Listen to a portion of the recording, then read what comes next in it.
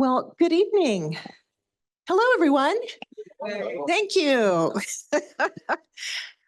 I'm Dana Corsello. I'm the vicar of Washington National Cathedral. So happy to see so many of you. And I know that we had 300 folks register online. So a special welcome to those online. A special welcome to our congregation members and friends from the National Academies. And are there any Episcopal Diocese of Washington folks here? I know Michelle's here. Yay! I don't know how. Pardon me? Well, we love you anyway. You're welcome. I know who you are. This has been, 9 months in the making to get these incredible people here on this stage from Canada, Montana, and North Carolina. So we're going to get to who you are in just a second. I wanted to welcome everyone to Caring for the Earth, caring for each other, bringing faith and climate action. The reason why I'm here is I shepherd the cathedral's congregation. And one of my specific ministries is creation care. And this woman to my right is Catherine Wise. And I owe her a debt of gratitude because she walks in two camps. She is a congregation member, part of our creation care ministry team, part of our 20s and 30s, but she works at the National Academies. And her title is Program Officer, Board of Energy and Environmental Systems. So this evening tonight was her vision. And so thank you, because she made this happen. So can we just give a round of applause for Catherine? Yeah, she did. She did make this happen. I would like to begin with a quick explanation of creation care and what that means for us as a church and as a people. We affirm the biblical truth. In the beginning, God created the heavens and the earth. I think we all know that from Genesis 1, chapter 1, verse 1. And that God saw everything that he had made, and behold, it was very good. And that's that same chapter, verse 31.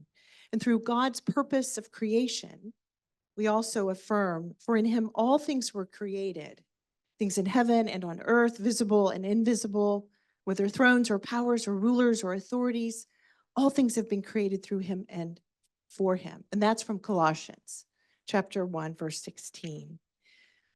Christians and all faith traditions, all people of all faith traditions are called to love God. And we do this through love of one's neighbor.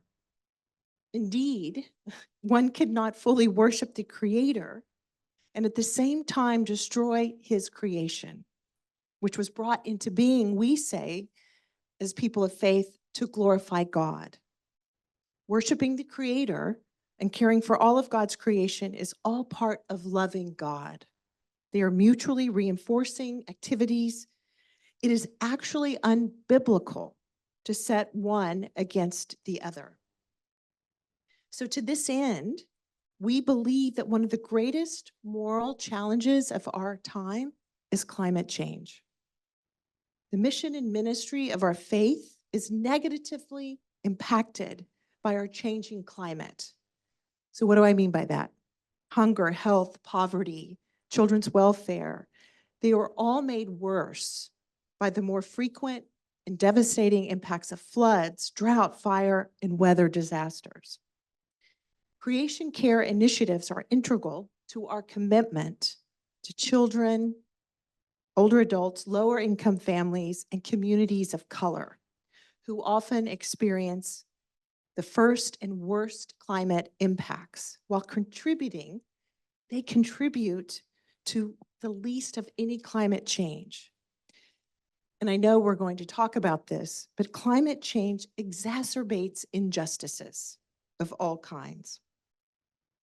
So as Christians, sharing the fullness of the gospel of Jesus Christ, we envision a world with abundant life for all, where people are all free from the burden of pollution, all creation flourishes in right relationship, and children have hope and expectation, all children, for a healthy, vibrant future. And I want to sum this up by one of my favorite books of the Bible. That's Job from our Hebrew scriptures. This is Job chapter 12, beginning at the 7th verse. But ask the animals, and they will teach you, or the birds of the air, and they will tell you, or speak to the earth, and it will teach you, or let the fish of the sea inform you. Which of all these does not know that the hand of the Lord has done this? In his hand is the life of every creature and the breath of all humankind. So that's creation care. It's the sacred imagining, it's the sacred mandate of our scriptures and our life together as people of faith. So, Catherine. Thanks, Dana, and good evening, everyone. Thanks so much to all of you for being here with us tonight. I'm really looking forward to this discussion. And as Dana mentioned, I'm Catherine Wise. I'm a congregation member here at the Cathedral, a part of the Creation Stewards team, and I work at the National Academies of Sciences, Engineering, and Medicine with our Board on Energy and Environmental Systems. The National Academies is a non-profit, non-governmental, bipartisan organization. And in my role, I hope to lead consensus studies with committees of expert volunteers to provide evidence-based advice to policymakers on a wide range of energy topics. And one of the recent major projects that my group led was a study that looked at how we can decarbonize or reduce greenhouse gas emissions across the US economy and do so in a just and equitable way. So what was really important about this study was that it didn't just consider what are the technology needs and opportunities to reduce greenhouse gas emissions, but what are the societal elements of this transition to a clean energy system as well? So thinking about things like jobs and workforce development and public health and energy and environmental justice and community engagement. And the committee that wrote this report made recommendations for policies that would address both the technology and the societal goals.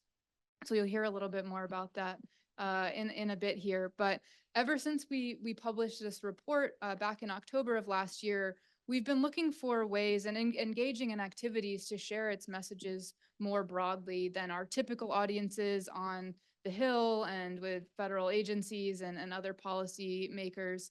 So we're really grateful to the National Cathedral for working with us to put this event together as one of those opportunities to share some of the messages of the report with a broader audience. And this particular event, as Dana was alluding to, is really inspired by seeing some of the parallels between the creation care concepts and the church's concepts of building beloved community with some of the themes of our decarbonization report about really the imperative to center equity and justice in the clean energy transition. So now I'll stop talking so we can get the people we wanted to come here for this evening on stage. And let me introduce first Dr. Julia Haggerty and Dr. Patty Romero-Lancao, who are both two of the authors of our National Academies Decarbonization Report. Julia is an associate professor of geography at Montana State University, and she studies how rural communities respond to changing economic and political and policy trajectories, especially related to natural resources. Patty is a professor of sociology at the University of Toronto, Scarborough, and her research focuses on intersections between people, energy, mobility, and the built environment in cities around the world. So welcome to both of you. And I have the pleasure of introducing you to Dr. Norman Wurzba. He is the Gilbert T. Rowe Distinguished Professor of Theology and Director of Research in the Office of Climate and Sustainability at Duke University. He's authored several books, including The Sacred Life, Humanity's Place in a Wounded World, Agrarian Spirit, Cultivating Faith, Community in the Land, and Food and Faith, A Theology of Eating. And his latest book, Love's Braided Dance, Hope in a Time of Crisis, will be published later this fall. I got to know Dr. Wurzba. I'm a fangirl of his, frankly. He led an Advent webinar for the Cathedral 2 years ago, and it was about the earth and climate change. And he had a completely new theology around John 3:16. And it just blew me away. I mean, I've been ordained 25 years, and it's not often that you hear just completely new theology. It reframes all of theology. It reframes the way we think about everything we touch in our lives. So this is why eco-justice, environmental issues, creation care is so important, I think, to everyone, but especially to us in these different faith traditions. So we'd like to begin. Yes. So to get us started, we'd love for each of you just to tell us a little bit more about yourself, your background, your career, your interests. Why did you start pursuing research and teaching in climate, energy, and environmental topics? So maybe we'll just go down the row. Start with Norman, then Julia, and then Patty. Sure, yeah, good evening, everyone. I grew up as a farm kid, thought I was going to be a farmer. That was impossible. It was 1980s, and so I went to the humanities. And I studied history, and I studied theology, and I studied philosophy. And I thought agriculture was completely gone from my life. And I started teaching in Kentucky, where I met Wendell Berry, and we became friends. And what he said to me that I've never forgotten is, you need to rethink what you do in terms of the land, because the land is missing in almost all of our humanities thinking, which is true. Going through PhD programs, master's programs, never once was a farmer on the syllabus. So I thought, okay, I need to rethink what I do now. And so I brought this perspective of land to the writing and the teaching that I would do. And I realized that so much of what we do in theology and philosophy is mistaken because it forgets the land. And one of the things Wendell told me too was the first agrarian writers are the Hebrew writers, the Jewish scriptures. They're the first agrarian writers, Amos and Hosea. So that completely reoriented what I did. And I started thinking the larger philosophical, theological questions in terms of what kind of world are we in? Who are we? And what are our responsibilities for being in this world? And so that took me into all sorts of terrain, reading anthropologists and geographers and environmental history. And it was just fabulous. But what it did is it made me a kind of academic mutt because I didn't fit anywhere. And, I started teaching at Duke about 16 years ago. And Duke was this wonderful place that said, we want you to engage with all sorts of people. So I started teaching with colleagues in the School of the Environment, with forest ecologists and hydrologists, and easily some of the best teaching I've ever been able to do. And about 3 years ago, Duke University decided that we really need to make climate change central to the mission of the university. And so first they asked if I would design a course for undergraduate students that would really show how many of the disciplines in a university, almost all of them really, intersect with climate change in fascinating ways. And it was, again, such an exhilarating experience to be working with people from theater, from civil engineering, from healthcare, so many sectors. And that course was, again, just wildly inspiring for me. And then starting in January, I was asked if I would be director of research for the Office of Climate and Sustainability.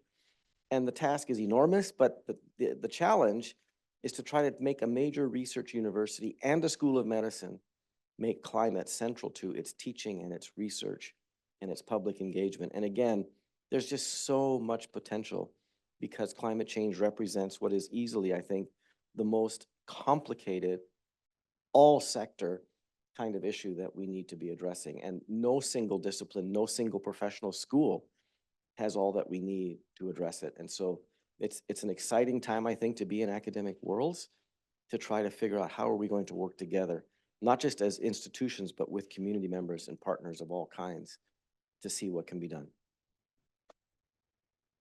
This is on.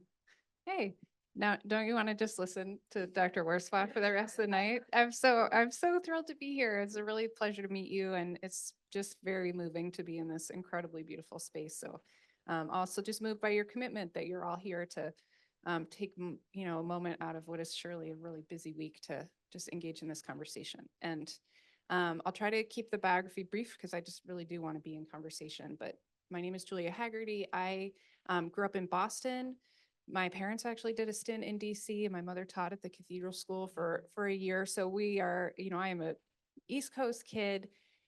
I worked on farms in the summer, and that is the place that I belong. And the people I really connected with were my employers. And I early on really I would say to my parents, like, as we were driving back to Boston at the end of the summer, like, why can't we live up here? Well, there's no way to make a living here. And so my interest in kind of where rural places fit in the global economy started just with that passion for those places and those people as a kid. And long story short, the next kind of pivotal, I was really trying to figure out after college how I could make a living in a rural place. And I thought maybe I could be a veterinarian. And so I was sort of working my way to apply to veterinary school and spent the summer trapping spotted owls in New Mexico. And that was a transformative moment for me because if you're familiar with the controversy around trying to protect old growth forests in favor of biodiversity, of which the spotted owl is a very symbolic and kind of keystone species, you know that that has been incredibly fraught and really got tied up in a set of politics about how saving the environment comes at the cost of the livelihoods of people in rural places. And I was very uncomfortable with the idea that I was doing something to perpetuate the decline of rural livelihoods and rural communities. And that's directed my interest in graduate school. I actually have a PhD in history, but have gone on to a really, what has been an incredibly interesting career, mostly working, I've worked in the nonprofit sector and came back to academia about 10 years ago, but really working with decision makers around natural resource policy and local communities to try to understand those interactions. And most recently, I have been, just as an example of the kind of work I do, I work with a Native American tribe, the Abzalika tribe, members of that tribe who are really interested. This is arguably the most coal-dependent tribe in the United States. A lot of people have heard of Navajo and Hopi, but don't recognize that up in southeastern Montana, we have a lot of coal production, very coal-dependent region, and a tribe which has really seen very little lasting prosperity from coal development and are facing existential threats associated with the loss of coal production. So our research group works always in partnership with local experts and in a very collaborative way tries to decide what we should be looking at. And we're really focused on trying to build capacity in communities to respond to the kind of economic challenges that they're facing. So being a part of the Academy's report has been a big honor. I've learned a lot, and I think that's enough for me. Turn it to you, Patty. Okay, thank you. Thank you, everyone. I joined the thank you that everyone shared with you. As you can hear from my accent, I'm not from the US. I'm from Mexico City. I grew up in a poor neighborhood in Mexico City, and I was the first one to go to college. My mom asking me, what do you want to do with your life? Right? Aren't you supposed to just get married, period? I said, well, I don't know what I want to do with my life, but I know that I don't want to do what you want me to do. The typical mommy daughter thing. And when I went to, I had the privilege of, or the lack of being accepted at UNAM, which is a public university in Mexico, and which was populated. It was like a nest of inspiration because many people from South America came to teach there, exiled by the dictators in South America. So I had the privilege of learning so much. And one of the professors liked what I did and told me, I'll give you a scholarship. I was a daughter of scholarships, so by the way, it's okay, why not? I mean, it pays the bills, why not? What do you want to study? And I said, well, I want to create a theory of the state. And she said, are you kidding my life? That's boring, it's useless. Why don't you work on environmental issues? I said, okay, why not? You give me the scholarship. And that introduced me to environmental issues to start with. And then, as is very common when you are poor, I got married before studying, and with children, I was able to get a PhD in Germany. And that opened my mind and to the power of cities. I'm from Mexico City, which is not the smallest city in the world. Now Chinese cities took the lead, right? But I was able to see that although cities occupy 2% of our globe, the impact is so huge. They consume around 70% of the energy. They emit around 70 something of the gases that are responsible for global warming. But at the same time, I realized that there are sources of innovations, of initiatives. We have schools, we have universities, we have lots of people like you willing to do things to chart the change that we need to engage in. But although we have that potential, many capacities lack. And that's why I was fascinated to see that you are also interested in capacities. So what I started to do was to say, okay, I do not only want to be a researcher that publishes amazing books and articles. I want to see and to be part of the change I want to see in the world. And that's how I started to embark in what we call solution-centered research, which involves engaging with you, to understand how our different skill sets can be brought to bear on many issues. And I know everyone thinks that their topic is the most important. So I need to disagree with these guys. My topic, cities, is the most important. I'm just kidding. It's equally important, right? It's equally important, and it really didn't receive the attention it deserves as a source of solutions. And that's how I started to work on solutions and work, for instance, with Los Angeles to help them not only charter a roadmap of technologies and innovations, but work with community members, 59% of whom are disadvantaged, very poor, don't have access to transport in a city where cars are right of the essence. And we started to create this new, it's not new, but it's retaking now, right? This new wave, I could say, of working with city officials, community members, with you guys. That's why I was so excited about coming here today to understand three things. What are our aspirations for the future? What are our values? What do we care about? Care, equity, love. Oh, I care about love. I want to be pampered, right? And what barriers we face to fulfill those dreams. And then what solutions we see to address those barriers. And that's what we did with Los Angeles. Through that, we started to understand problems and gather the knowledge, tap on the knowledge of communities to inform the policies of the city. Were we successful? Well, guys, you know, right? The revolution cannot be done in 2 days any longer. I used to tell that to my dad, by the way. And he said, oh, girl, it doesn't work that way. But we need to do something. So part of that effort is what we introduce of that knowledge we introduce in the report. And that's what I'm doing just now in Canada, where I got Canada Excellence Research Chair in Sustainability Transitions, where I want to continue promoting this work. In short, it's really amazing to see that although, well, I know you already, but I didn't know you, but what we share in common with you is our interest to be part of the change we want to see in the world. And that's what brought me here. I'm excited and thank you for convoking us.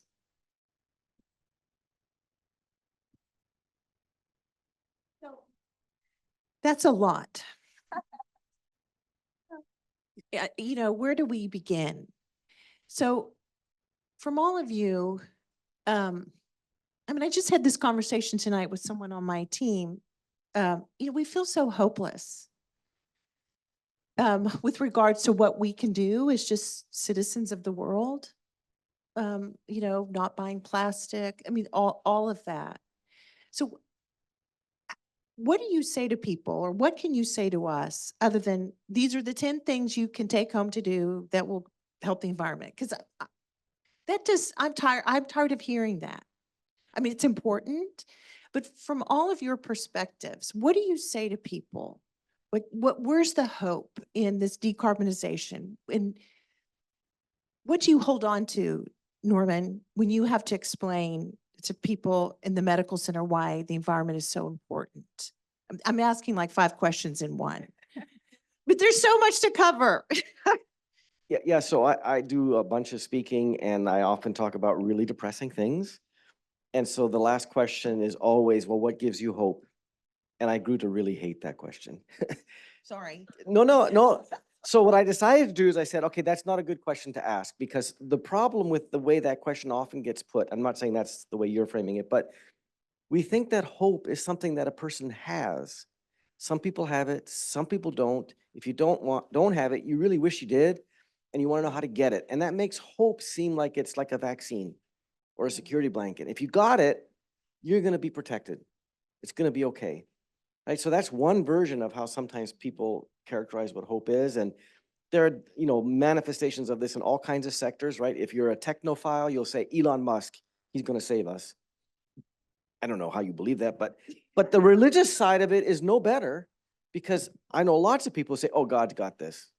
And I think, wait a minute here. The trouble with both of those approaches is they create what's called the ultimate bystander effect. You just sort of sit back and you let somebody else do it. And, and I want to pick up a word that you use, which I think is absolutely crucial. So I say, instead of asking what gives you hope or do you have hope, I say, what do you love? That's the question you have to be able to answer. And I think a lot of times people are caught off guard, because once you can say, this is what I love, you now have a reason to engage. And it takes you out of the sphere of climate's, immense set of problems, which none of us can do. It's impossible. And it just makes you want to get into the fetal position and cry. It's too much. But if you can say, I love this community, I love this place, I love this person, that's enough to activate your energy to want to do something to protect it, to want to cherish it. And when you can find what that is and talk with each other about these things, you can start to take the steps. And as you reflect on this with other people in your community, you can do the next really good thing, which is talk together about what's preventing from other people from cherishing what you cherish. And eventually it'll take you to systems, it'll take you to all kinds of policies, it'll take you to economic policies, it'll take you to all kinds of places where you could say, we now need to work on this register. Maybe it means political engagement or, corporate engagement. I mean, there's just so many ways. And I tell people, don't try to do it all. Stick in your lane, find out what you can do where you are, and then work with other people to get them working in their lanes, because nobody can solve this by themselves. You wanna? Oh, okay, I can follow up. Well, I love what you said because people tell when we were launching some of the IPCC reports. IPCC is the Intergovernmental Panel for Climate Change. Some journalists asked me, "My goodness, don't you feel frustrated, sad, etc.?" I said, "No." No, because if you have a goal, a purpose, an aspiration, something you love, something you are passionate about, for sure you will feel many things. And that's something I learned the hard way. It's good to feel angry, to feel sad, to feel frustrated, to feel that, wow, this is too much. Embrace those feelings and just, recap, right, and move forward. So in work with communities, that's what we do a lot. When we did a work in Los Angeles, I remember, Nicole, there was an injustice there because we were working with 38 engineers, right? All well equipped with team members, etc. And we were supposed to bring the feedback of all communities to them, to social scientists. And poor Nicole was like, "Patty, this is a lot. What do we do?" And I told her, focus on three things, right? Goals, aspirations, what you love, what you care about, barriers you identify. People get engaged immediately. I mean, it's important to convey the significance, the threats that climate change poses on us and the fact that we created it. But if we continue with this idea of, oh, today is getting hotter, guys, it's really getting horrible, everyone will go and will be a fetus and say, I'm not going out.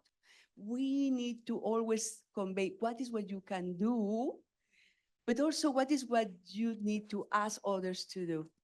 And this brings me to complement what you said.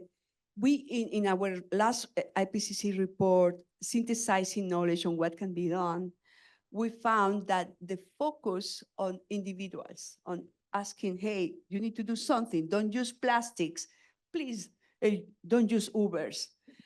That's not helping. We need to change the systems of provision and work with the big players. 70% of what can be done to address climate change can be done by a little group of international companies, by the government, by the big players. 70%. 30% by us. So what could we do? Organize, get together, care for one or two things at a time, and really mobilize and care and do many other things to change the collective system of how we go about our lives and our goals and our dreams. Because I agree with you, what moves us is what we care about, not what we feel afraid of. I don't know where to have this idea because we usually have one.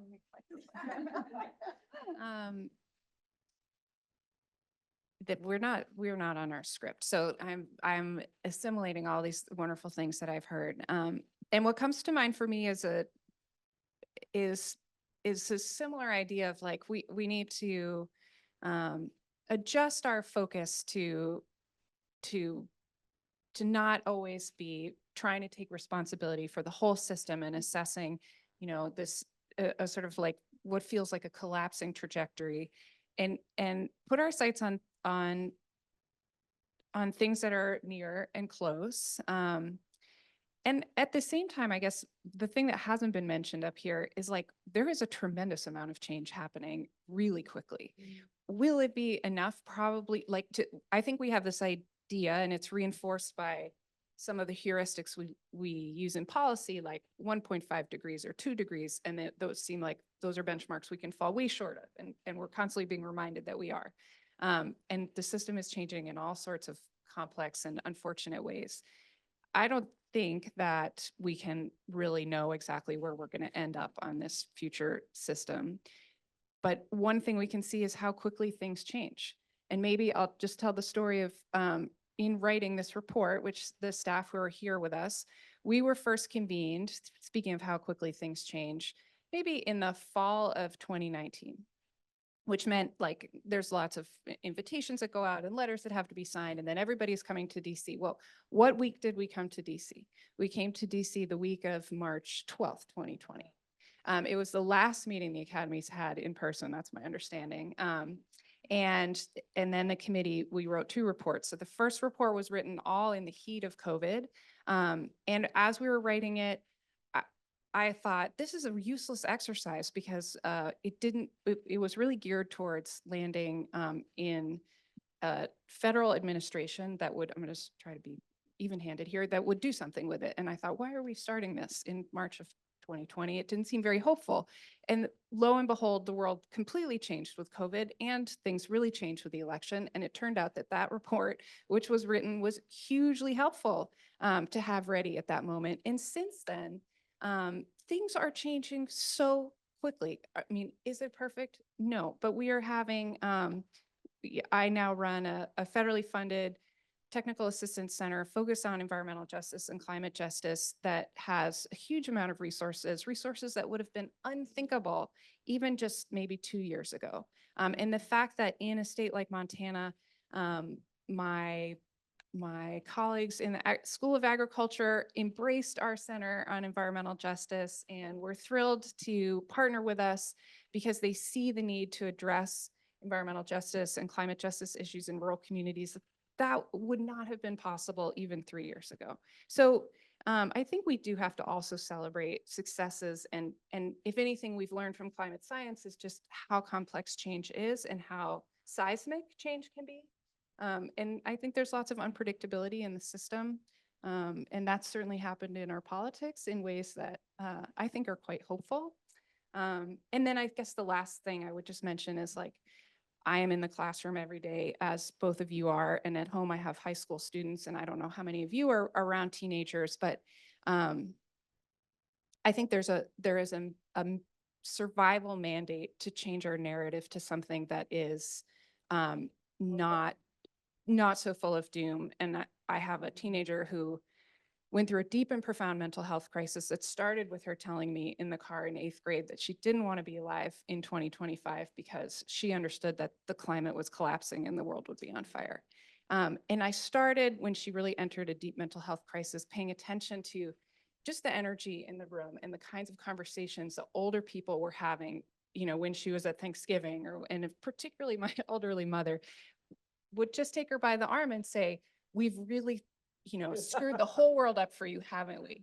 And maybe, maybe you've done that, and that's totally understandable, but we have raised our children in an environment where what they hear is that the world is lost, and that things are quite hopeless. And so just as if we want these children literally to want to become adults and then socially reproduce, we have to change what we're talking about, and how we talk and the energy that we bring to conversations. And I think, as Patty said, like, human beings are incredibly inventive and creative. And if you focus on those things, there's lots of hope. Can I just add something to what she said? Sorry, the thing is, this is so exciting. And I took her back. It's gonna end up with Issues all with three. sorry, it's the excitement. But the thing is, as she and I are leading initiatives centered in equity, communities, etc. And I just came from Mexico City because we will be working in Mexico City, Los Angeles, and Toronto to start our international program on equity. It's called the NEST. It's the Network for Equity in Sustainability Transitions. It's this idea of nesting, creating things. But what was amazing to see for me is that although Mexico has also huge problems, there is no place I go where there are no problems. There are a lot of initiatives, community hubs where underserved communities go, bring their children, learn classes, etc. And what we want to do is to harness that to see whether those can be spaces for protection. Churches play a key role there. How can we harness the potential of community centers, collective endeavors to, yes, celebrate what we are doing, but for me the challenge is how do we fit what we are doing to context and how do we scale it up? How do we learn from what we did here to bring it here? How do the tools and initiatives that we develop in one place can be adapted to other places? And the most important thing for me now is, and that's what keeps me up, sometimes racing, right? Is how can we scale deep? How can we change our minds, our hearts, our feelings, and the institutions and rules of the game that incentivize to do one way or the other? And I think that there are many opportunities there.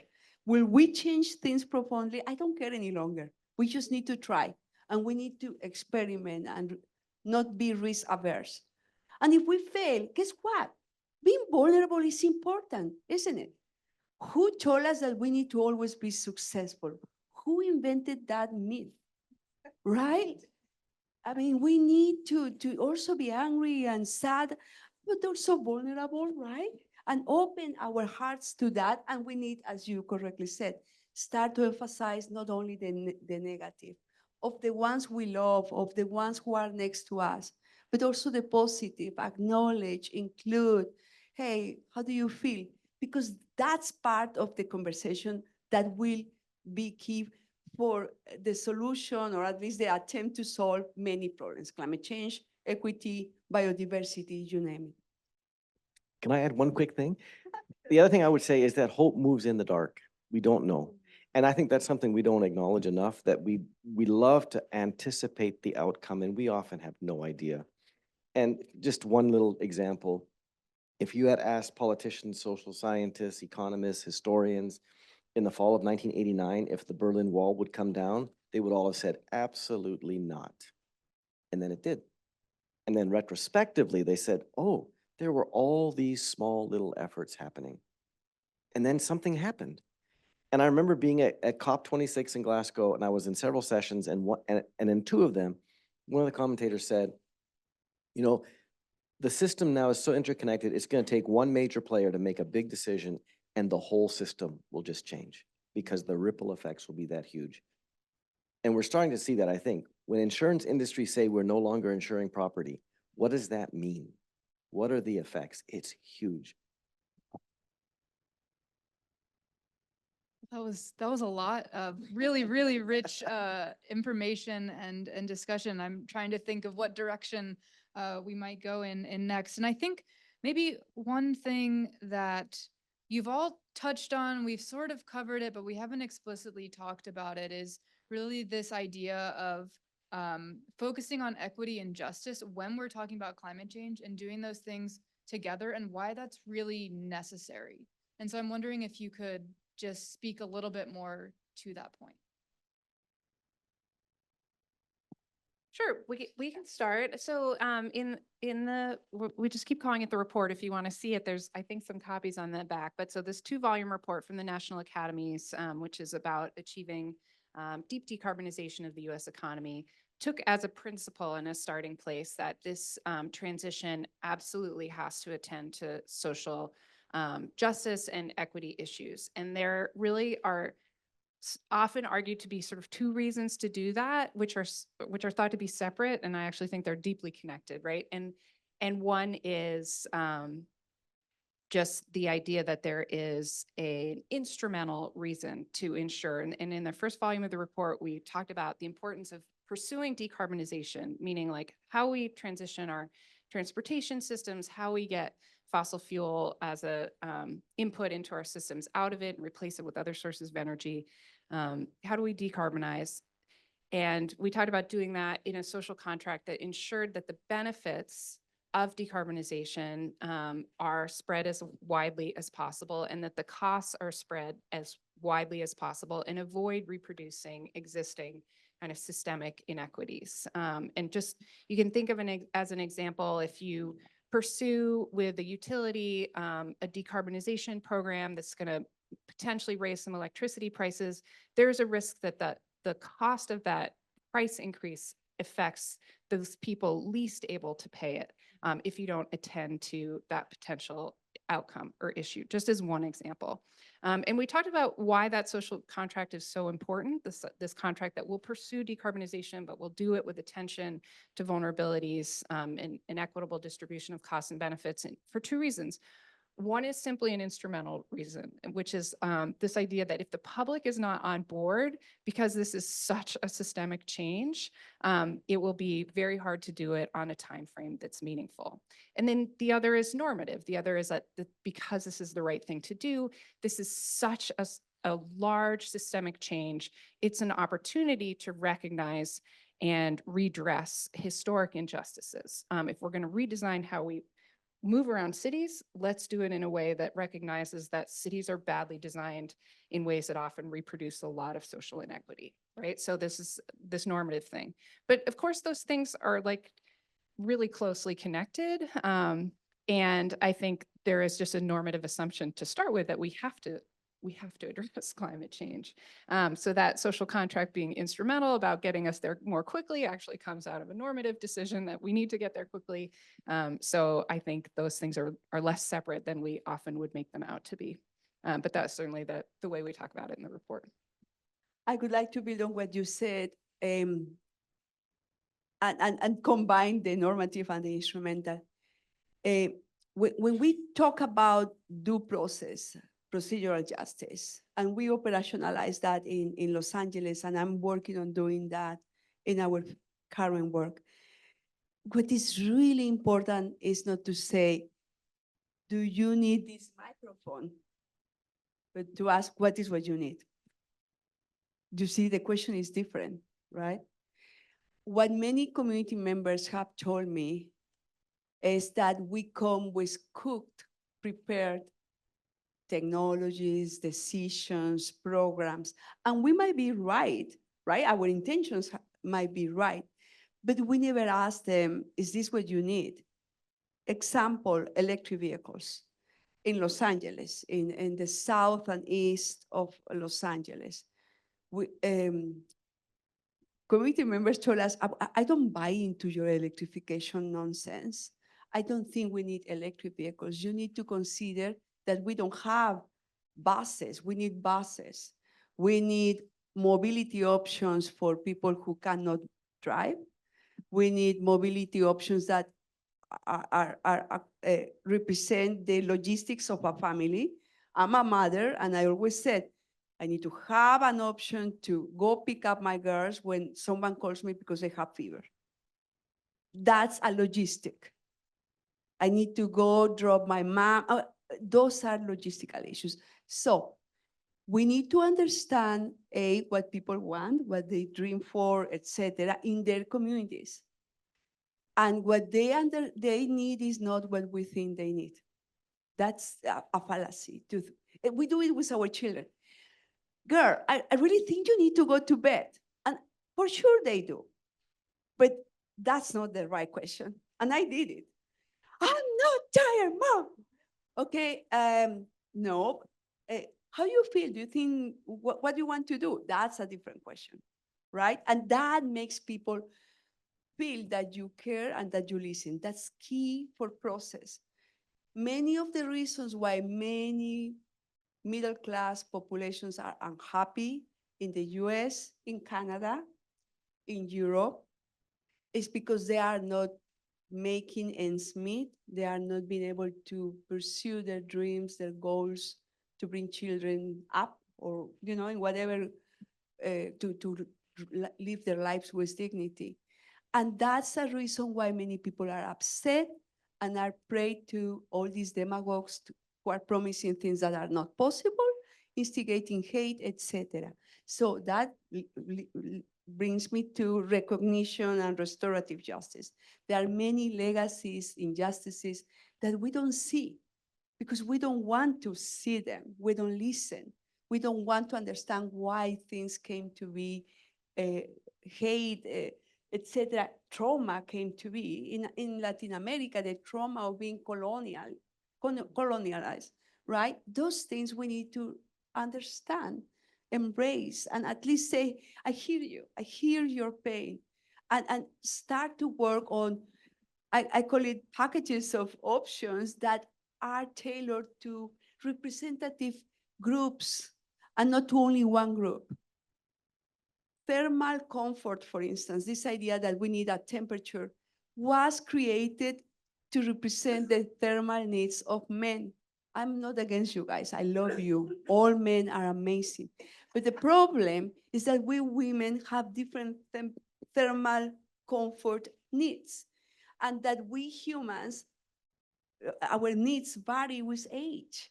So you see how complex this is. You will tell me, Patty, but then you want that we create 6 billion options? No, that's why science is there, to represent groups, right? To be able to say, okay, this cluster of people have these needs.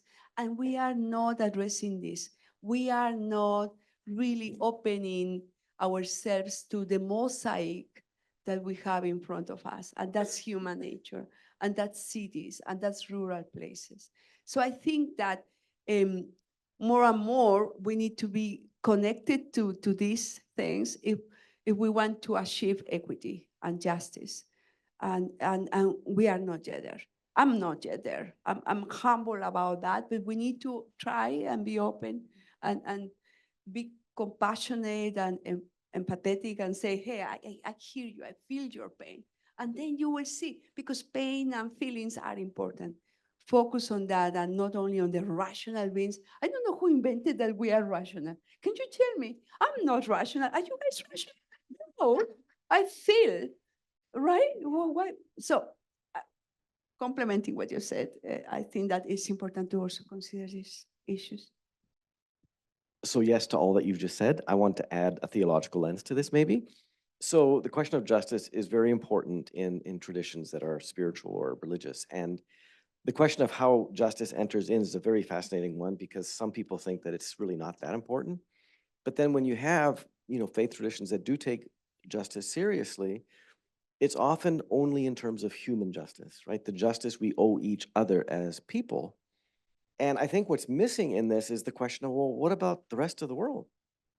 And, going back into reading, say, the Jewish scriptures, which give us the prophetic tradition, which is, of course, one of the great gifts to the world. We read these prophets, and what they tell you is that there is no justice to people without justice to the land.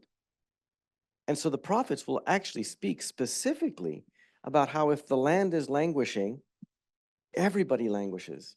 And so the restoration of land is as vital as the restoration of people. And what we miss then is that in the Jewish scriptures and in the Christian scriptures, what you find is that God is not in a contractual relationship, but a covenantal relationship with all of creatures, all people. And you can't have a good life if all three of these are not in sympathetic harmony with each other. And so when you see that these scriptures talk about how we need to take care of each other, they're not just giving a religious interpretation of that, because the care of each other requires the care of everything that we depend upon, which is food, which is water, which is oxygen, which is aesthetic beauty, which is communities, which is all of the things that make a human life beautiful. And that doesn't end at the human species level. It always takes us into a natural world, a built world, infrastructures. All of these together need to be seen through the lens of mutual flourishing. And I think that's the major insight that faith traditions are coming to, which is actually a recovery of a very old way of thinking, which is to say that covenant has to include all of it, or it doesn't include any of it. Well, with that covenant, can you speak? I know I love what you said, Julia, about change, that it's coming. But I think a lot of folks don't really understand the environmental injustices around people of color. Like we think about the water crisis in Flint, in Mississippi, when they have tornadoes and floods. Can you just speak to that? And is it changing in those communities? Are our politicians grasping environmental racism? I mean, what's going on with that? Where is that? Sorry, Julia. It's a very general question. So, I think I feel very hopeful that we can begin to see a through line at the federal level.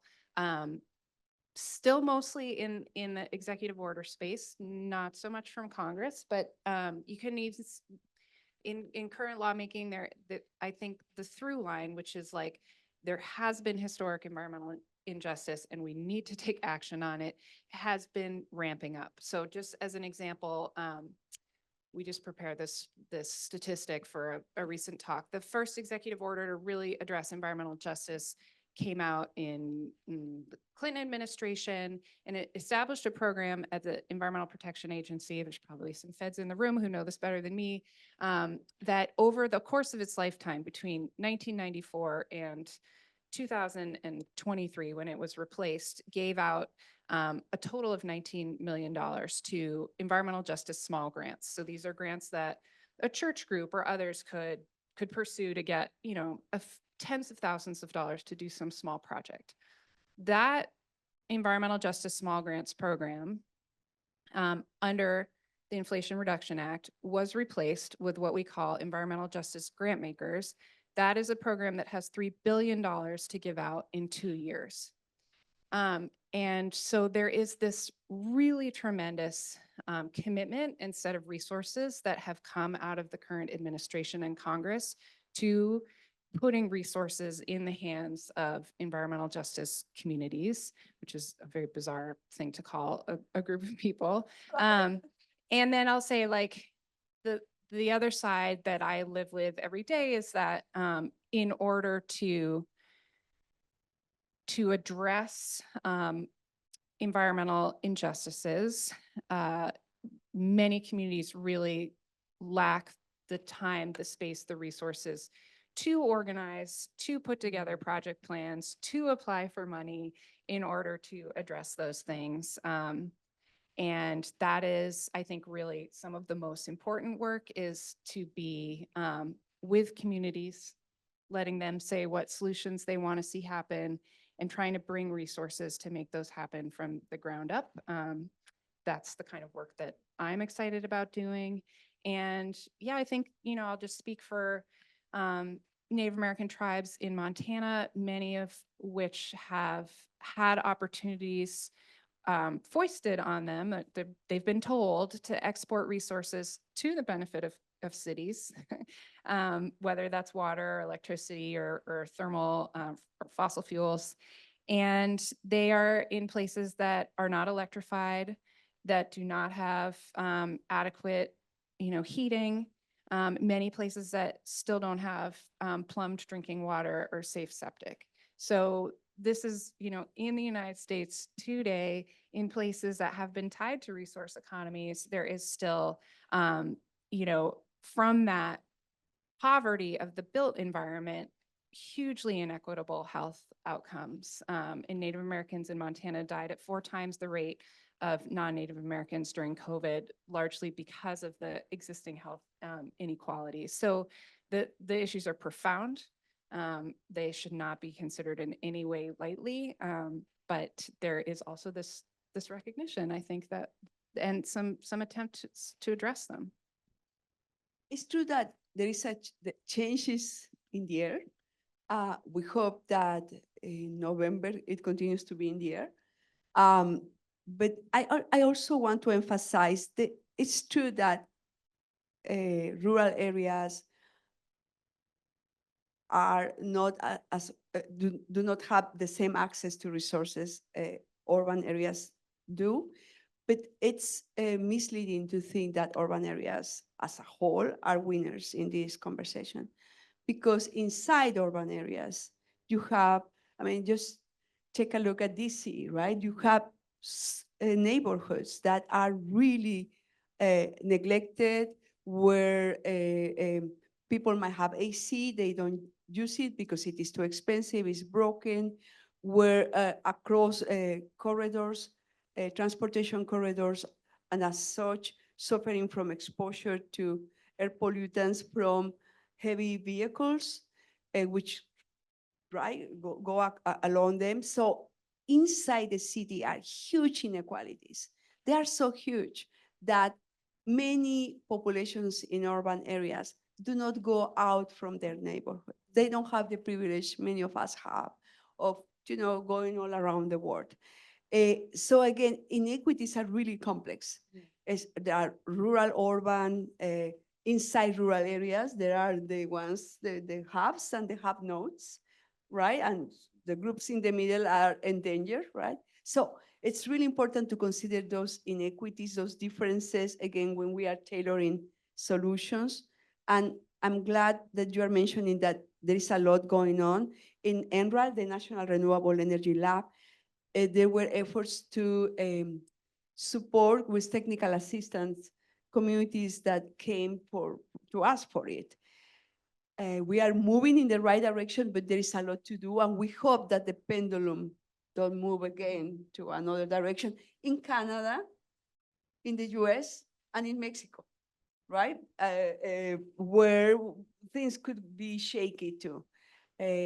So does that mean that we should be super upset? No, we need to know that there are like pulses and emergencies, right? Like change emerges in very strange way, and it is the emerging system change that we need to pay attention to in a longer term. And we don't have just now the patience to deal with it, but we need to engage in such a longer term systematic effort to understand this complexity. Thank you so much. I think probably we want to start getting some questions from the audience. So maybe I'll ask one more question and you all think of questions, and those online as well, please send them in. And so we'll move from there. But I think maybe, something Dana mentioned at the very beginning in her introduction is the fact that we've all started to really see the impacts of climate change in our everyday lives, whether that's we're experiencing wildfires or extreme heat or droughts or floods. And so And oftentimes these events occur in areas that just don't have the resources and infrastructure to deal with them. So how do you all think about these events and impacts from either a scientific, policy, or theologic perspective? And how could we support communities in navigating these extreme events, especially as they become more frequent as the impacts of climate change increase? I think I would start by talking about how important it is for us to get out of our sort of comfort zones and our silos, because, for instance, at Duke, we have a museum that has just launched a new exhibition called Second Nature, which is a photographic exhibition, sort of profiling what's happening in this Anthropocene time that we're now in. And climate change figures very large in it. And, I took 35 students in there, yesterday, to show them the images and then talk about what they mean. And I think what was so shocking for them was to realize the kinds of pain and suffering that are happening around the world that they never see. And this is why I think artists, photographers, painters, sculptors, musicians, theater people, all sorts of folks need to be in this conversation, opening up our vision, because it's too easy to go through our world seeing only what you usually see or seeing only what you want to see. And of course, screen culture's made it so simple, because now if you don't like something, you just swipe the page and you can go to someplace more pleasant. And so we need people who can serve as witnesses to help us understand what is actually happening in other communities, so that when we listen to them, when we hear them, when we begin to understand the histories of the problems that they are facing, we can first of all have some understanding, and then we become more knowledgeable about trying to figure out what systems change need to happen. Because, individually, it's really hard to do anything about some of these massive problems. So, for instance, in North Carolina, where I am, many of these coastal communities, they're often small. They've said the next major hurricane, our towns close. They're just going to close. Like New Bern is an example. They've had 2 major hurricanes. Each time after the hurricane, the flooding is so severe, local businesses, they said, we're shutting down. Homes, not coming back to them. And they said, we're going to try one more time. Now, that's enormous in its many, many implications: economic, political, social, aesthetic, whatever. We need to know about the experience of these people so that we can see why, when we go to the North Carolina legislature, we have to be able to say to them, you have to understand climate change. You can't just write it out of policy because it's inconvenient, because we're talking about your community members. And that, I think, becomes a very, very important effort. And as educators, obviously, we play in a very important role in that. But I think also leaders of congregations have such an important role to play here, because they're in communities and their job is to hear what's happening in their communities so they can report to the people who need to know this is happening. Because life is such that it's so easy for us to be blind to things right in front of us.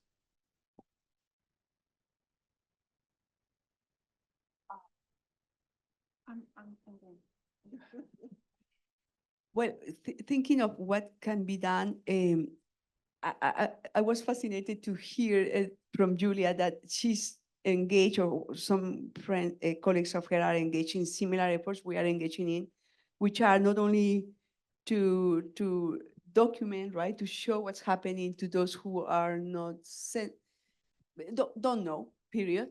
But what we are doing as part of this program are 2 initiatives of relevance to what you are saying.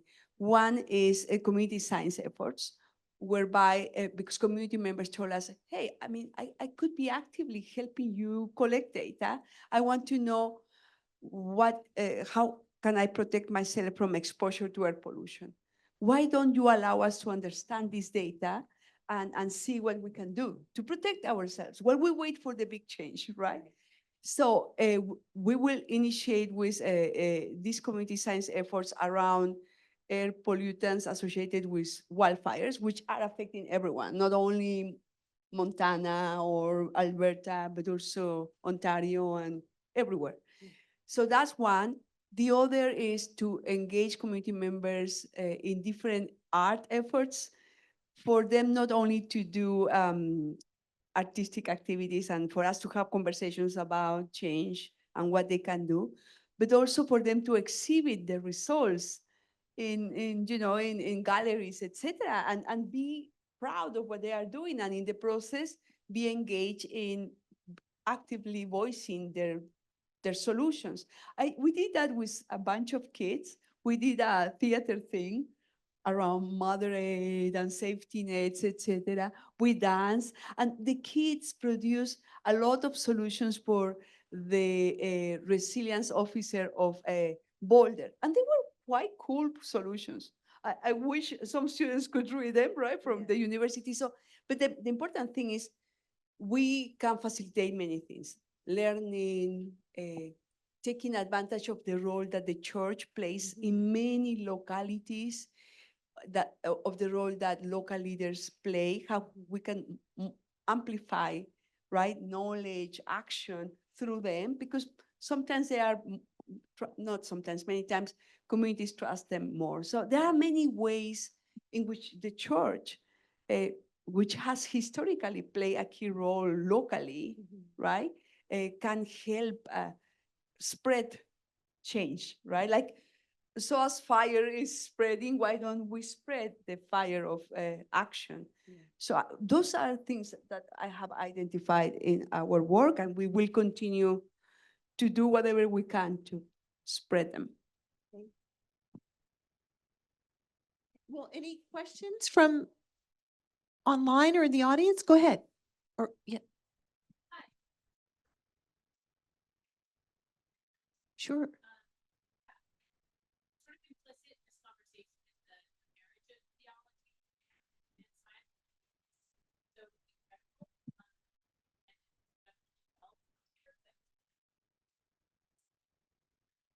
I just want you to be comfortable so they can hear you. And last night, I think we saw two fairly secular, the most secular presidential debate stage we've ever seen, where both candidates agreed in their own ways that renewable energy, for example, was a priority to the extent that they were able to articulate that. I guess 10 years ago, that wasn't the case, and a lot of ink was spilled, and 10 years ago, 20 years ago, about faith-based climate skepticism and science not understanding people of faith. But this year we had the NCA 5 come out, which had all this like beautiful art in it. So I guess I'm just wondering if you could speak to what you see as having changed in the last decade in this space that allows us to have this conversation without even needing to address it until the first question. So thank you. Well, that's a great question. I think what I would start with is there's still a lot of folks who are not in the camp, right? Because I certainly encounter a lot of people who really have no interest in talking about science because they immediately associate science with the political agenda. And so what I have found most helpful to do in a circumstance like that is to take it out of certain kinds of frames or certain kinds of speaking even. And just to give you one example, an ecologist friend of mine, a few years ago, she got a grant from the EPA to work with farmers in North Carolina to find out how climate change is impacting their work. And so she went out and interviewed farmers, or was trying to interview farmers. And as soon as she said, how is climate change affecting your work, they just shut up. They wouldn't talk. And she was getting really frustrated because she had this grant that was her mandate to go do it. So she came back and was telling her colleagues, I can't get these farmers to talk about climate change. And a colleague said, why are you using the word climate change? Go to the farmer and talk about weather. Ask him, has the weather changed? And she said, okay. So she went back and she said, how has the weather changed? How's the weather affecting your orchard, or how is it affecting pasture rotations, or whatever? They couldn't stop talking. So I think the science religion conversation really varies depending on where you are and who you're talking with. And I think, yes, it's encouraging to see that there are some people who are now taking this very seriously, becoming much more creative. I'll just mention one other brief thing. I grew up teaching environmental ethics and philosophy starting in the 1990s, and it was a wasteland. It seemed like all we could read was Lynn White essay, which talked about how Jews and Christians are responsible for the whole environmental mess because we've got this verse in Genesis that says, subdue and have dominion. So I tell you, every time I went and talked with my environmental colleagues, they said, we don't want anything to do with your religion, people. It's your fault. And of course, I'd shout back and say, no, it's capitalism. And, we'd get nowhere. Thankfully, we're no longer in the Lynn White hangover. And we're having other kinds of conversations now that are much more specific, not so abstract. We're talking about real things, real data. And when you get to that level, it's a lot easier to talk because abstract language doesn't get us very far. All right, awesome. I'm gonna compile a couple of questions from the online folks into one. So this will kind of go to all of you, I think. What role do faith communities have in building connections within their communities and across different faiths? And then specifically, what is the cathedral doing in this space to connect with other organized groups of people to advance change in things like climate and justice? So maybe you guys could speak about your general thoughts on the role of faith communities and how they could empower themselves and each other. And then maybe you could speak to a couple of things about the church. Feel like you're better qualified to answer this. So I would say this sort of builds a little bit on what Norm was just talking about, which is this idea of, like, in social science we call it salience, right? So people care about what is salient to them, and the effects of climate change, whether you want to call them only extreme weather or related to climate change, are becoming more and more salient to every person every day. And I think that creates these opportunities, which often are crises, for people to that demand action. And a theory and a framework that has influenced my work is a framework called community resilience. It comes out of this the community psychology literature about disasters and natural disasters, and what is it that empowers communities to be resilient. And one of the a couple of the really important characteristics of resilient communities are that they share a set of organizing values, and that they are literally networked and connected to each other. So you could imagine in a crisis, if you're going to ask, what are we going to save? Or are we going to take, which box of books are we going to take with us? It helps to have an agreement about that, but it also helps to know, who's in the back room, because we understand our landscape and we're connected to each other. And I'm not a participant in a faith communities. So I don't know what it looks like in your landscape right now in terms of how connected you feel in your geographic places. But it does strike me that when these crises kind of hit, it is the organization of social networks like faith-based communities and other social networks that are so critical to resilience. So I think that's a place-based solution. And then I'll just offer one more kind of academic theory, which is like, I teach big human geography lecture classes, 250 kids. And one of the things we have to teach as a kind of the understanding geography is about, like, why are things where they are in the world? So why do we see different cultural patterns? Well, we use the theory of diffusion. How does culture diffuse across space? And there are different kinds of diffusion. Things can diffuse contagiously from person to person, but they can also diffuse hierarchically through systems of power. And for better or for worse, a lot of organized religion is often used as that example of hierarchical diffusion. So certainly whatever capacity there is for faith-based communities to work through that hierarchical diffusion network to just share knowledge, it seems incredibly important. And so not shying away from the importance of talking about these things because of how uncomfortable it makes us. And it strikes me that there's this fabulous theme here, which is just about, like, living with discomfort and living with sorrow, and knowing that that's going to be part of our future, knowing that communities will be dislocated, even if we are wildly successful at decarbonizing the economy over the next 40 years, we are still have a changed climate, and a huge amount of disruption that's going to come with that.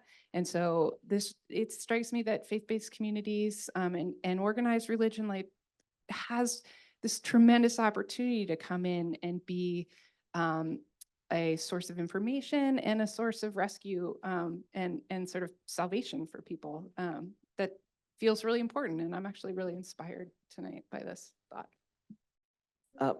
I'll just add quickly, there's this program I've been involved in at Duke for the last couple of years, which is just fabulous. It's organized by Faith for Our Planet, which is an ecumenical interfaith group, sort of run by, well, supported by the Muslim World League. And I do this with my colleague Abdullah Antepli, an imam who is just wonderful. And we decided that we wanted to do a program that would bring faith leaders from around the world, all the faith traditions, young people who are community leaders already, but aspire to take a stronger role in their communities because of precisely what you said. The social scientific literature is fairly clear about the fact that when tragedy or devastation comes, it's social networks that establish whether or not there will be much resilience or the character of the resilience that follows. When we opened it up, we wanted to have 30 people come to this program. And our program was not going to say, let's talk about how Buddhists think about environment or how Jews think about environment. We already know that. What we don't know is if you are a rabbi or if you are a priest, how do I activate local politicians? How do I start addressing heat? Or how do I address food insecurity in my community? How do I find the levers to do the systems change that is going to transform our community? So we wanted to put them in touch with all sorts of people at Duke University who can give them some of these skill sets. We had 30 spots that we opened up. The first year, 3,000 people wanted to come. The second year, 5,000 people. I'm really glad I didn't have to screen those applications. Somebody else did. But these people came and they were incredible, right? We had the Minister for Youth from the government of Nigeria come, and his whole job is to simply represent the interests of young people to the Nigerian president. And he comes as a person of faith who says, I work with faith communities, and these young people, they have so much concern about their future. And I can now bring all that I learned from these different people, these professionals, the skill set that I can take back to these communities so that they can do a better job when they're facing the kinds of suffering that they're all experiencing, whether it's Pakistan or Nigeria or El Salvador or wherever they were coming from. It was just amazing. And the kind of fellow feeling that emerged with this group was just beautiful, right? They were all just hugging and dancing and singing and crying because in the course of 1 week, such deep friendships emerged. Okay. So, oh, go ahead. Yeah.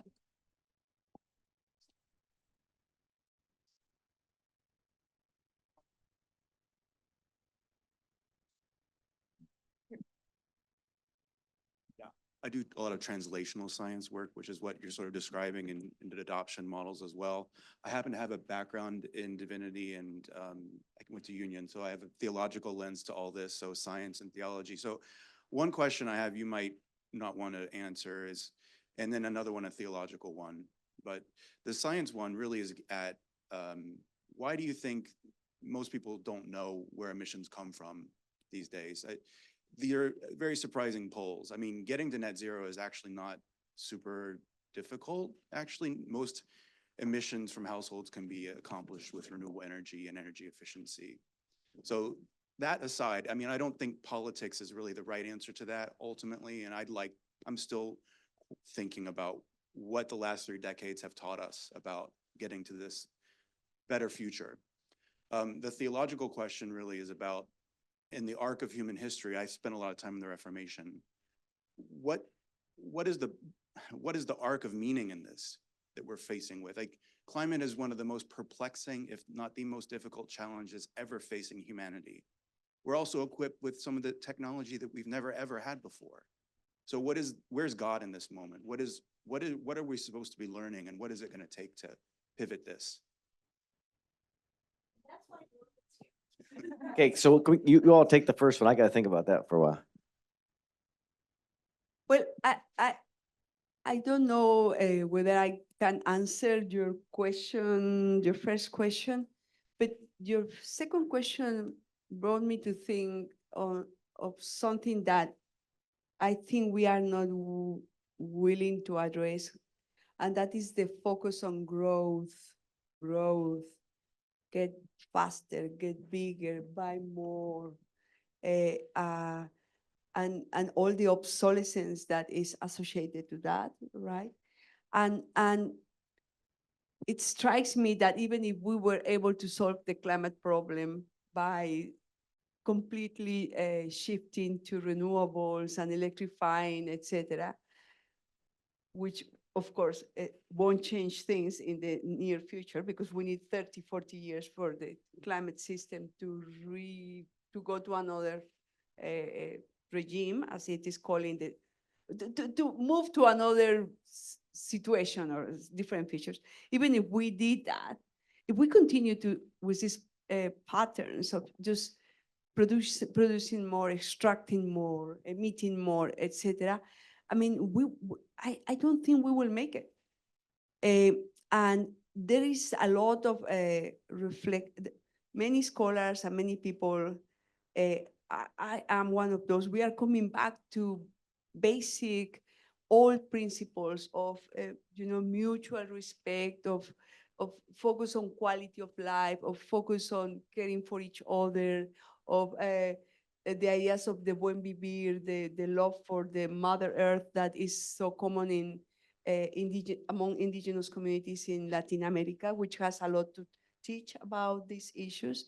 I think that we need to, in short, I think that we need to change the mental models, the paradigms that are guiding our aspirations. Our aspirations cannot continue to be all about more and more and producing and extracting, because this is taking us nowhere, and because it's creating huge, deep inequalities, which were not solved by the 1950s when decision makers started to focus on growth as the panacea, right? Oh, don't worry, we don't need to solve this problem because, the benefits will trickle down. Remember Reagan telling us the same story. So to your question, in terms of philosophies of life, in terms of worldviews, in terms of what you are discussing, right, theologically, my sense increasingly is that we are in the moment in which either we take things in our hands and change our paradigm, our models, our expectations, or the earth will continue to change because we are just an infinite part of the universe and of God and whatever exists. So that's for me the deeper lesson climate change is bringing us. And we need to think about that as well. Norman. So your phrase, the arc of meaning, is what I'm really lingering on, which I think is a beautiful phrase, but I think it's also a really complicated one. I don't know that there is an art to it. I think what we see historically is that cultures enter into periods of profound confusion and maybe even belligerence. I think we're in a moment of belligerence right now. And by that belligerence, what I mean is, seeing what you were just talking about, how the mantra of growth is no longer just sort of adopted, it's being intensified in the moment of utter insanity, right? It's like we've seen that we're going to the cliff, so let's put on the accelerator. Doesn't make any sense. And so what's going to break the belligerence? I don't know. You hope it's not such a huge, huge tragedy that it's almost irrecoverable. But I think in the midst of those kinds of crises that emerge in cultures of confusion and bewilderment and lostness, there are voices that start to emerge that recall us to fundamental things and try to get us to be more honest. And I think, there are some glimmers of this. I mean, this might sound a bit trite, but I think it's actually quite important. I mean, you go to any bookstore now, and what book do you see? You always see Robin Kimmerer braiding sweetgrass, which I don't know if you know the book. It's an absolutely beautiful book. It's an Indigenous woman, upstate New York. She's trained as a botanist, but she wanted to bring the wisdom of her Indigenous elders into conversation with the science of botany that she learned in graduate school. And what she's basically doing is calling people back to a realization that this world, this life, it's sacred. It's a gift. And that we have forgotten this. And to see the number of people of many different traditions who are not themselves Indigenous go to this book and in reading it start weeping because they're sensing something about how the way we have constructed our economies, the way we've constructed our built environments is such as to isolate us from each other and from our places.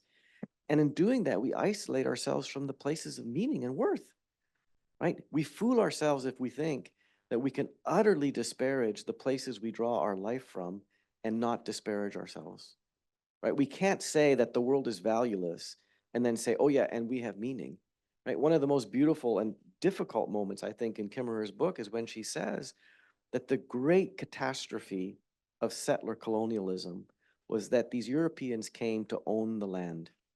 And so they could never experience the land as loving them back. And when you don't have the experience of the land loving you back, you're dealing with a psychic disorder of tremendous proportions. Because for you to simply know that your parents don't love you, right? What does that do to your psyche when you think that you are not lovable? Well, we're living in a world where we don't believe the land loves us back because we've been trained to think of it as property or as, a sacrifice zone that we can just mine and extract from. I'm getting really long-winded here, but I think the point here is we owe it to each other insofar as we can to try to recall each other to these very basic things that make any life meaningful. And it's really hard because we got so many people, technophiles, business people, politicians, who are wanting us to stay frightened, who are wanting us to stay bewildered, because then we're hapless consumers. I think we have time for just one more question. Margaret is giving me is there anything profound? Nemo, go ahead. Can you speak up or do you? Well, with the mic off, I just want to say I'm a congregation member here, but I have two friends here who are undergraduate engineering students at the George Washington University. And I just want to thank all three panelists because I think you guys already answered one of the questions I jotted down here in my notebook, which is about indigenous communities and their connection to land, spiritual connection, scientific connection even. And I think we can all agree that in our path to net zero to 1.5, we have so much to learn from Native and indigenous communities and in learning from their spiritual traditions and their ancient wisdoms on how to interact and live in a symbiotic relationship with the land that is beneath us. But my actual question actually was inspired by Dr. Romero when you were talking about cities and it brings my memories back to the World Expo in 2010, which was in Shanghai, China. And the theme of the World Expo was something about urban development and cities. And instead of countries having their pavilions, there was this huge section dedicated to mini pavilions of futuristic cities, from Paris to Barcelona to I think a certain cities in America was also represented. There were these futuristic, almost impossible models of cities and what a future urban environment might look like. And fast forward 14 years to the present, cities I think still work, and at least in my anecdotal perspective, still work the same way it did 14 years ago. Rats are still in the New York City subway system. Los Angeles still very much influenced by driving culture. DC is still as segregated as it is. So I guess almost as a capstone thought, is it still a time for us to dream big, to build these futuristic models when we think about urban environments or just environment in general? Or is it more of a time for us to drill down and ask communities and be more grounded and ask for their needs and their concerns? Thank you. I'm going to let Patty gestate for a minute because I'm sure she has a wonderful answer to that. I just want to go back to something that I think came out of your very early comments, which is like, I think we need to be careful about any kind of either or. We definitely need all kinds of thinking. So a few reactions I have to what you say is like, one is there's not necessarily a difference between asking communities what they want and asking for futuristic visions. So that's not only the domain of engineers or artists. It could very well be the domain of people themselves. We just took our Crow Native American Energy Justice Youth or Leadership Cohort to Vermont to look at high efficiency homes there. These are people in their 20s dreaming what they want their reservation to look like. So I don't think there's necessarily a distinction there. And then there's a place for everyone. So there is a place, and I think that's what's so wonderful about what's happening in examples like the NCA having art, in interdisciplinary projects that are happening, that we are recognizing that we need all approaches to coming up with solutions and to just being together in this moment of crisis. So that's what I heard in my mind in answer to your question. Well, building on your thoughts, I think that there won't be one future. I think there will be many futures. People from the global south, and I'm from the global south, I'm appalled when I see, all these technological guys, gurus, coming and telling you, well, guys, this is the future. This is what you need, okay? It's like selling you vacuum cleaners, right? And what many locals tell is, no, wait a minute. We also have ideas. We also have ways of doing. Don't continue colonizing us, right? So building on what you said. And that brings me to when I see all these futuristic ideas of what cities will look like, I'm always concerned because we know from our work in cities that, and you see it here in DC, remember that there is a marina area that got upgraded and retrofitted. Guess what? Many people were priced out, were displaced. So let's be careful with gentrification because these places become very expensive and then they are not to serve people, they are not to serve the land or the biodiversity of the place. I am more of a friend of many pulses and many initiatives and a mosaic, which is similar to what we see in biodiversity and is similar what many indigenous communities for centuries did in Latin America. I'm not so knowledgeable with Africa. I'm a little bit more knowledgeable now with the US. Let's embrace diversity and let's embrace different ways of doing and knowing and thinking of futures, and let's see what emerges from that. What could be really dangerous is to continue to try to homogenize everything because that doesn't work. It's anti-vibrant, right?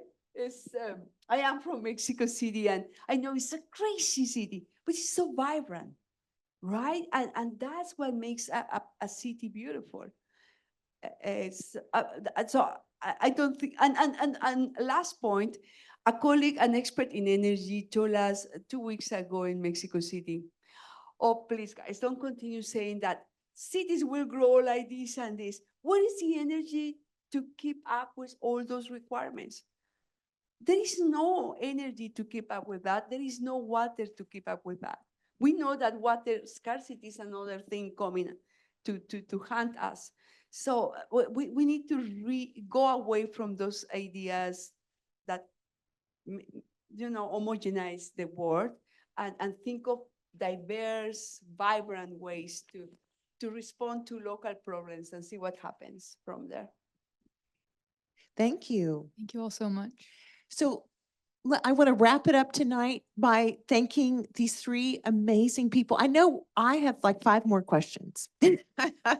So thank you so much for being here. I feel like we could talk for several more hours. Your wisdom, your brilliance, your depth, your vulnerability, just speaking from your heart, your passion means a lot to us. So thank you. Will you share?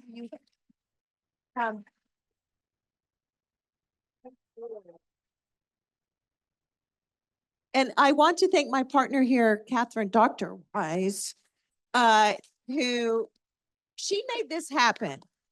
So I'm so grateful for her. And my colleague, Margaret Rawls, who is our programs director at the Cathedral. She makes these things happen. And I think 75 people were online at the beginning of this, which is great. So thank you, those of you who've hung in there. I'm sorry to say you cannot partake in our wonderful reception. We are having a reception following. It's in the middle space of this floor. It's sponsored by the National Academies. And I just wanted to point out, there is a piece of artwork. Carrie Lattimore paints, he's an iconography. How do you say that word? Yes, iconographer. I'm sorry, it's late. My brain. Anyway, he painted something about the water crisis in Flint, Michigan. So you should go see it. Grab something to eat and to drink. So our grateful thanks to the National Academies for sponsoring this reception. And for all of you who traveled so far, yay, carbon. We need some credits. We need some carbon credits. But anyway, it means a lot to us. And it means a lot to our creation care ministry. We are like the little train that could, the little engine that could. We're going to keep doing it. So thank you all. Enjoy, and so grateful that you came out for this. I know you have so many options tonight, friends. So thank you for driving to the cathedral. Thank you for making it up here. And so now please go enjoy the reception.